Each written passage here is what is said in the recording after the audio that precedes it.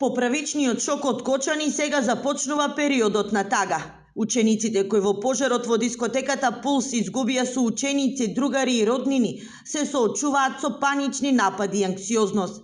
Психологот Емилија Бошковска, која е дел од тимот кој во групни сеанси работи со средношколците во овој регион, вели дека кај дел од учениците во Штип, Кочани, Облешево, Виница и Пробиштип се забележани и емоции на лутина.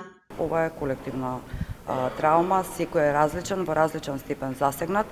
Не можам да кажам дека ниеден од жителите на овој регион, па и во Македонија, не е афектиран од сето ова. Сите ние сме афектирани, така да секој со своето темпо ќе заздраво.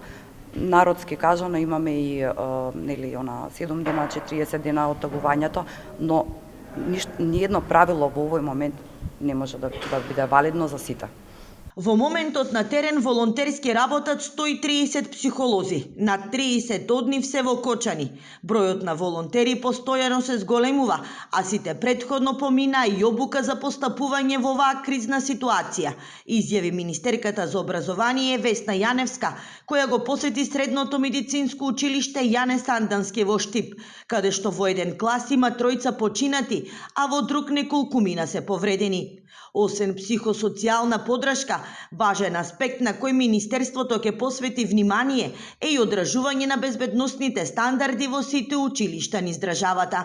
Министерството за образование и наука минатата недела испрати писмо до општините и до државните училишта да се направи дополнителна проверка на безбедносните системи, односно да се види дали има проценка на ризик од катастрофа, дали има план за справување со катастрофи и дали опремата која е потребна, како ПП апарати, хидранти и друга опрема ја има во училиштата. Од ЗЕЛС разбравме дека најголем дел на училиштата и државните училишта исто потврдија дека ги содржат сите овие елементи. Во рамки на Универзитетот во Штип е отворен и Центар за младинско советување, кој е збирно место на психолозите кои работат на терен. Овде сите граѓани и ученици кои ценат и имаат потреба од разговори, може слободно да се обратат и да добијат насоки како да се изборат со трагедијата.